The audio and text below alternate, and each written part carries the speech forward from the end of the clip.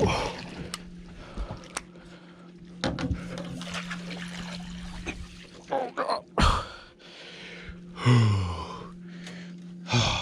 man. Oh, God.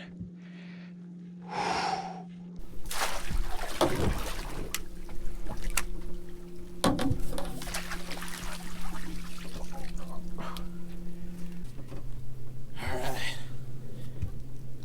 Right there. Hinkle shad. Just painted it. Caught me a bass on it. So sick. Nice fish. Ew. Look at that thing. It's not a bad one. On that custom painted Hinkle. Swim bait mission out here on the local lake. Just caught that fish on this guy right here. This is a Hinkle shad, but I just recently painted it, rattle canned it myself. And so I came out here just to test it out, and boom, already caught a fish within like, I don't know, 20 something minutes. And so I'm really stoked. So basically today, I kind of want to go about my method, my way of fishing, you know, this time of year and the ways that I like to fish in. That's basically getting up early in the morning and hitting some of these high percentage spots. So we got to keep fishing because I think the bite is on. So let's go. So normally this time of the year, you know, it's starting to become fall. Like right now, it's probably 70 something degrees, and it's starting to have those cooler mornings. It still gets up in the hundreds here just because I live in Arizona, but you can definitely feel change is starting to come. Right now it's early October, and it just feels good to be out here. Slight little cloud coverage this morning, light little breeze. Like, it just feels like it's early fall. And normally when I start to feel like it's early fall, that's when I like to come out here and really start fishing areas like this, which is just a high percentage spot where when it's cool, I feel like these fish will move up along these walls, these areas where, you know, right now I'm probably sitting in 20, 25 feet, and then maybe 3 feet to my left, it'll drop off into like 60, 70, 80 feet of water. And so with that, I just feel like that early morning, it's a lot cooler, low light. These fish move up and looking to feed. But when that sun comes up, I feel like that's when they pull back off. That's when I feel like the shad go back into that deeper water just because of how hot it does end up getting. And so I feel like that early morning is a really good time to get some of those bites. Now, obviously, I still think in the middle of the day you can get some bites if you keep fishing, you know, shade pockets. So this is a really good time of the year to kind of catch them all day long if you can just find those high percentage spots, you know, deep water access spots, as well as areas that offer shade, offer a little bit cooling water temperatures. So, you know, right now this morning I'm trying to fish this wall. This wall kind of gets sun on it pretty quick, so I'm just trying to fish it as fast as I can. But yeah, I could obviously go to the other side of the bank. But that is kind of a gradual kind of taper, while this is obviously just more completely sheer. And I just like that. I just like that deep water access, but they can move up and down. It's very similar to like some of the docks that I like to fish, obviously bluff walls, ledges, stuff like that. Like, I just feel like these are those high percentage spots that will hold fish day in and day out. It's just all about timing, and are you going to be there at the right time?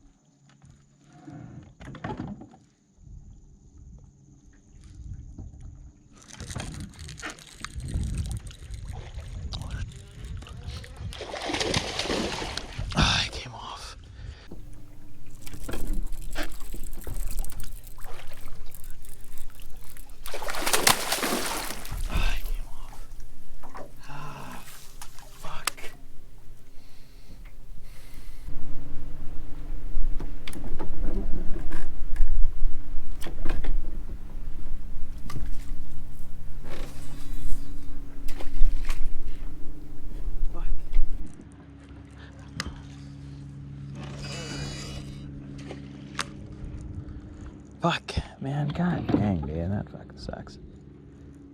What a sick fucking video.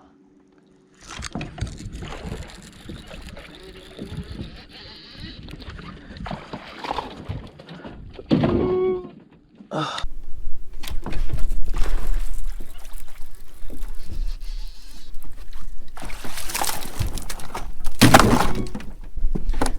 Dump one just a little bit ago, but smaller little redemption. This one's smaller than the one I just dumped, but hey, take another fish. Beautiful fish, absolutely gorgeous, healthy fish.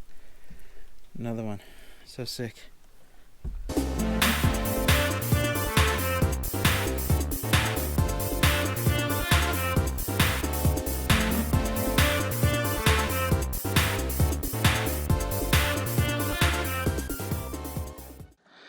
So if you guys notice, the way that I'm fishing this glide bait, this is kind of like my bread and butter and how I like to fish a glide on a wall, where it's pretty tight overall. Like I'm really trying to keep this bait tight up against the wall or a point, or anything like that. So I'll make a cast out like this, and there's this rock that makes a point.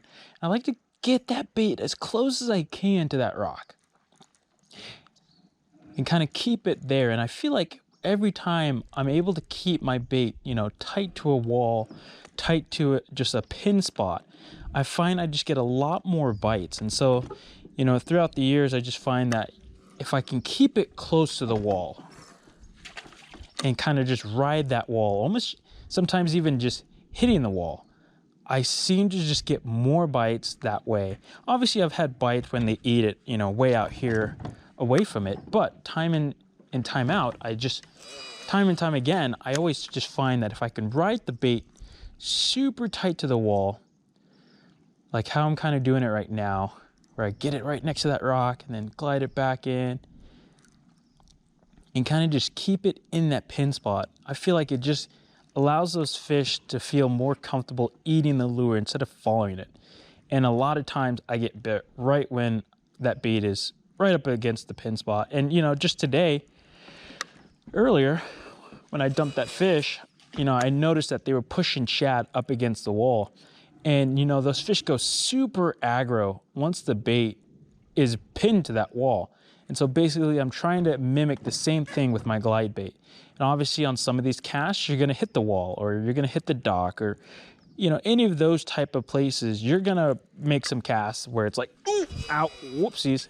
But I find, you know, you kind of just, that's the name of the game. If you wanna get more bites, then you just have to make some dicier casts. But when you make that good cast, when you're like, ooh, that almost broke the bait completely, but it didn't, and you land in the spot and you're working it tight to the cover and you get that bite, it really just reaffirms like, okay, it's worth making those casts because I get rewarded. You know, not every cast obviously, but every once in a while you get rewarded with a fish. So that's kind of the way that I fish these glide baits. Boat positioning is pretty important as well. You know, I'm riding my boat pretty tight to the wall. Sometimes my boat's hitting the wall. Obviously, I'm in a small John boat, so it's not a $150,000 bass boat, right? But, you know, this boat allows me to get tight, fish tight, and I'm not too worried about the paint job or anything like that. So I'm able to put my boat in a good spot to where it lines me up to make that right cast to hopefully get that bite. So just a little piece of advice that, you know, for any of those guys that, you know, keep getting followers, just run your bait tighter to some of that cover that you're fishing, whether it's, you know, a big rock, a wall section, a dock. I just find that you'll probably get more bites if you're actually running your bait into that or just keeping it super tight.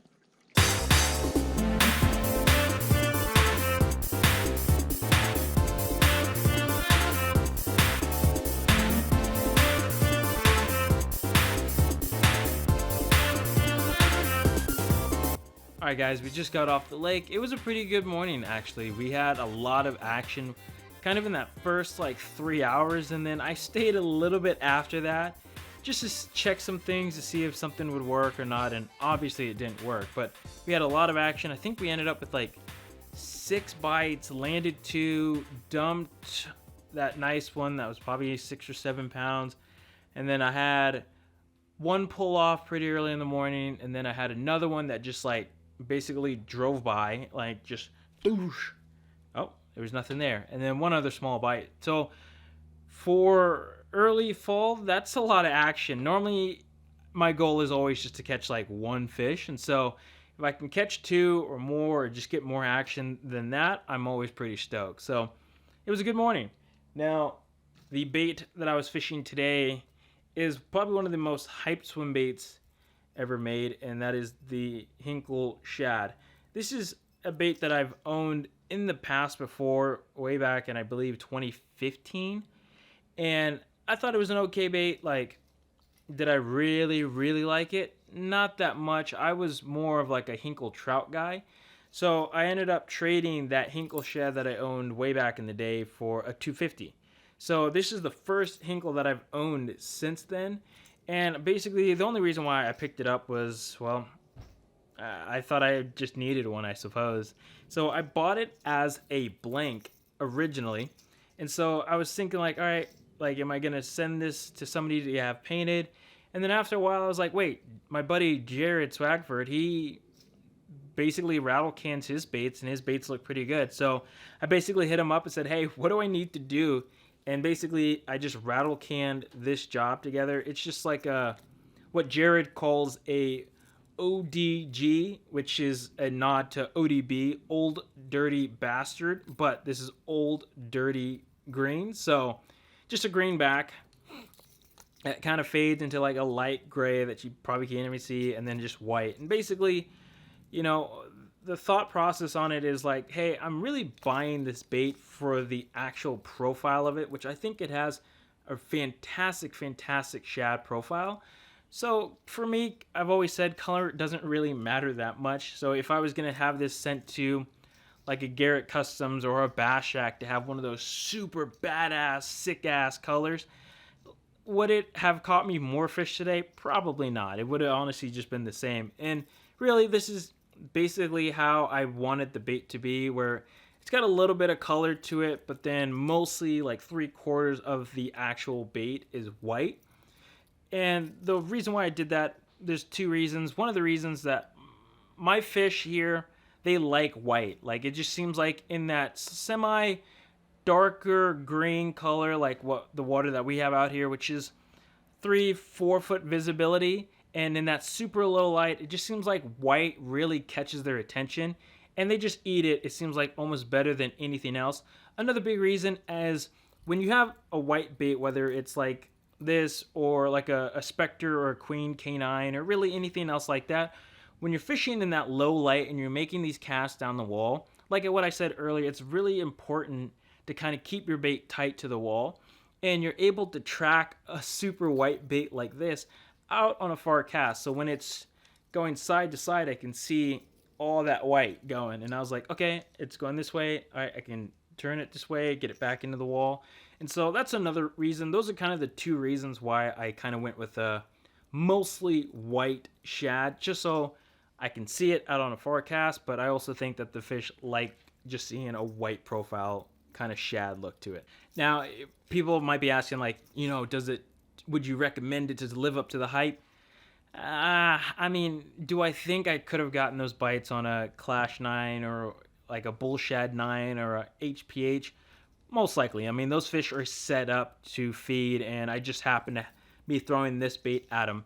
Does it have a nice swim? Yeah, it's got a really nice swim to it. It's got a great profile to it and everything. But do I think that those fish are like, oh, that's a Clash 9? Nope, I'm not going to eat that. I'm only waiting for that super hyped up Hinkle Shad. Probably not. Now, is there instances where this profile might attract bass more than a Clash 9?